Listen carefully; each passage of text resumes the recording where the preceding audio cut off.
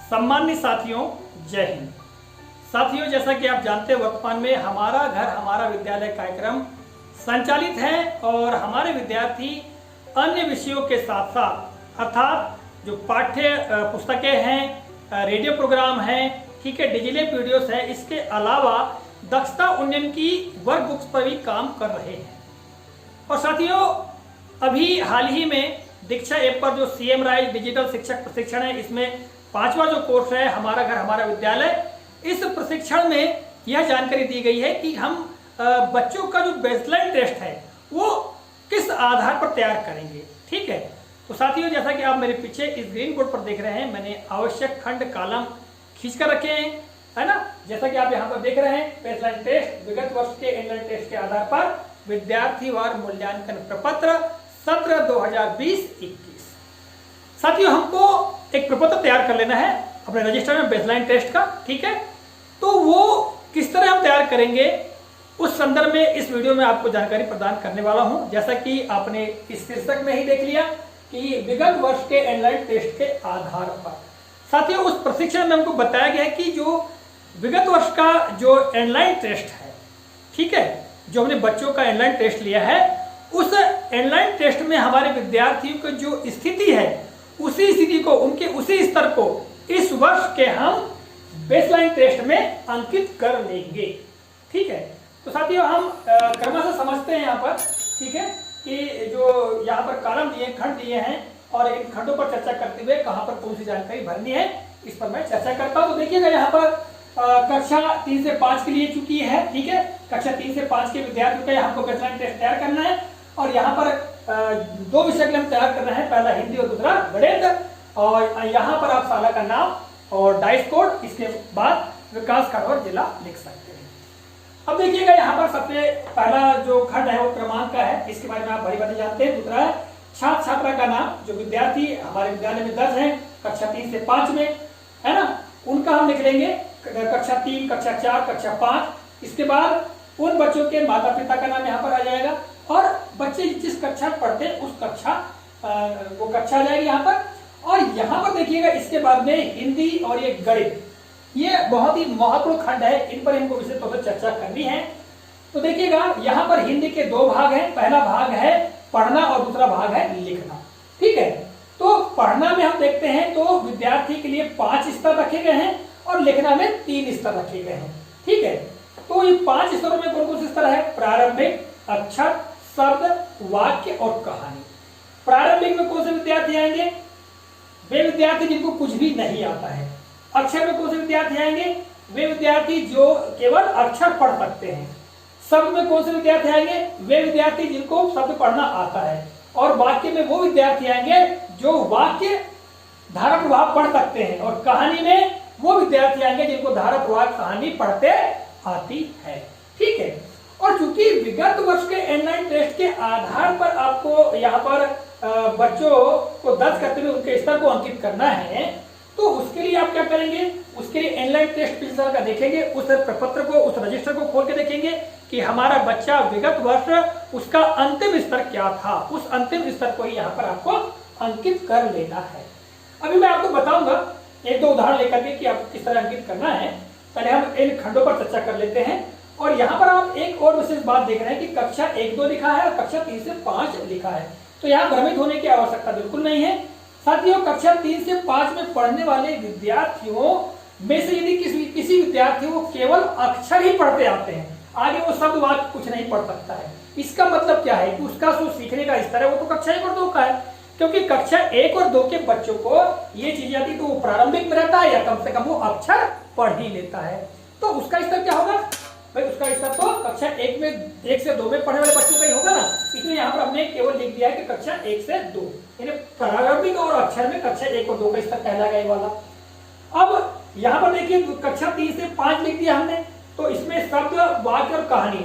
तो साथ ही जो कक्षा 3 से 5 में पढ़ने वाले विद्यार्थी होते हैं, निश्चित तौर से उन बच्चों को शब्द, वाक्य, कहानी पढ़ते आती है। यदि ऐसे विद्यार्थियों को शब्द, वाक्य और कहानी पढ़ते आती है तो निश्चित तौर से वो कक्षा 3 से 5 में पढ़ने वाले तो हैं ही, और उनका स्तर जो है यहाँ पर आ जाएगा। ठीक है, तो यहाँ पर भ्रमित होने की आवश्यकता नहीं है। हमको कक्षा 3 से 5 के बच्चों को लेना है और उनके सीखने के स्तर के आधार पर यहाँ पर कक्षाएं लिख दी गई हैं। एक और उदाहरण देख लीजिएगा। उदाहरण के लिए कक्षा दूसरे में पढ़ने वाला कोई विद्यार्थी बहुत प्रतिभाशाली है, ठीक है, और वो बच्चा वाक्य पढ़ लेता है, बड़े आसानी से वाक्य पढ़ लेता है। तब आप क्या कहेंगे? उसका जो सीखने का स्तर है, उसका सीखने का स्तर कक्षा 3 से 5 का है, हम ऐसा मान लेंगे, ठीक है। क्योंकि यहाँ पर कक्षा 3 और 3 से 5 के लिए बता रहा हूं मैं आपको। अच्छा चलिए अब हम आगे देख लेते हैं हिंदी भाग 2 लिखना। तो लिखना में हम देखेंगे कि 3 स्तर हैं, प्रारंभिक, अक्षर और शब्द। तो विगत वर्ष के जो ऑनलाइन टेस्ट में हमारे विद्यार्थी जो उपलब्धि है, उसका जो स्तर है, उस स्तर को हम यहाँ पर अंकित करेंगे। अर्थात जहां पर भी उसका स्तर, उस खंड में हम राइट का, है ना, सही का निशान लगा देंगे। और इस तरह हम देखते हैं गणित। गणित में भाग 1 भाग 2। तो भाग 1 में आप देख रहे हैं सीखने का स्तर, यहाँ पर भी कक्षा दे दी गई है, कक्षा 1 से 2, कक्षा 3 से 5। तो कक्षा 1 से 2 कौन सा स्तर होगा? वो होगा प्रारंभिक, या तो अंक पहचान, संख्या पहचान या जोड़। देखिए कक्षा दूसरी के बच्चों की हम जब कल्पना करते हैं, कक्षा 1 के बच्चे की कल्पना करते हैं, तो ऐसे बच्चे में से कुछ ऐसे बच्चों जिनको जोड़ना भी आ जाता है, ठीक है, संख्या भी बड़े आसानी से पहचान लेते हैं, अंक भी पहचान लेते हैं, ठीक है।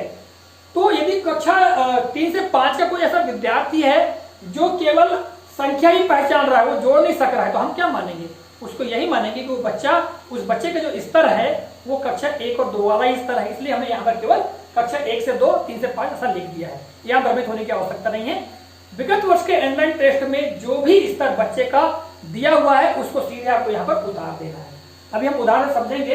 तो यहाँ पर आप देख रहे हैं कि 4 स्तर हैं, है ना, प्रारंभिक, अंक पहचान, संख्या पहचान और जोड़। यदि विद्यार्थी जो विगत वर्ष में इन किसी खंड में उसको चिन्हांकित है, सही का निशान लगा हुआ, तो उसको वहीं पर आपको सही का निशान लगा देना है और हमको बेसलाइन टेस्ट बना लेना है, ठीक है। फिर कक्षा 3 से 5 की हम बात करें तो इसमें 3 स्तर दिए गए हैं, घटाना, गुणा और भाग। जिन बच्चों को घटाना आ जाता है, गुणा आ जाता है, भाग आ जाता है, तो उनको हम क्या करेंगे? यहाँ पर हम चिन्हांकित करेंगे।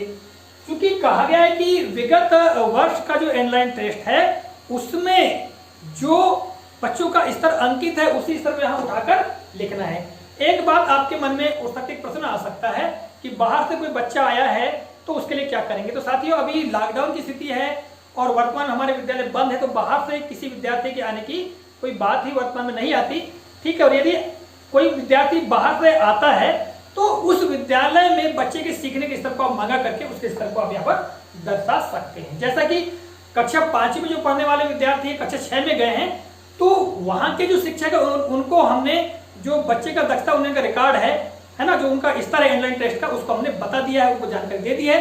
तो उन बच्चों का वहां पर वो स्तर दर्शा दिया गया है, ठीक है।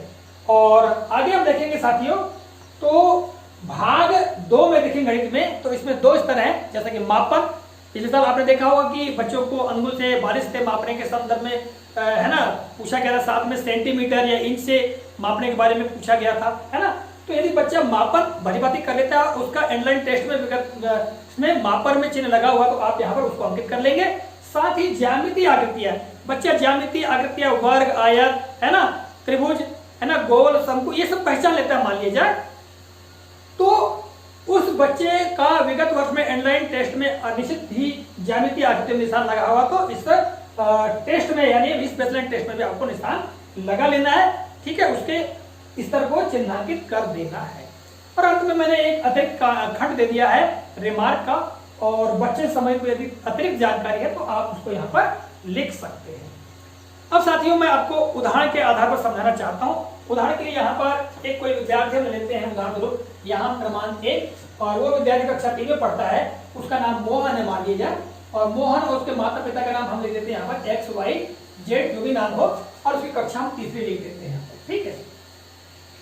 अब उदाहरण के लिए पिछले साल जो बच्चा है ऑनलाइन टेस्ट में, यहाँ पर हिंदी में वो बच्चा शब्द पढ़ लेता था, सब पर आ गया था, ठीक है, और उसका ऑनलाइन टेस्ट में शब्द के ऊपर चिन्ह लगा हुआ है, राइट का निशान लगा हुआ है, अंतिम जो उसका स्तर है ना, तो वो शब्द था, तो हम यहाँ क्या करेंगे, इस बेसलाइन टेस्ट में सब पर चिन्ह लगा लेंगे।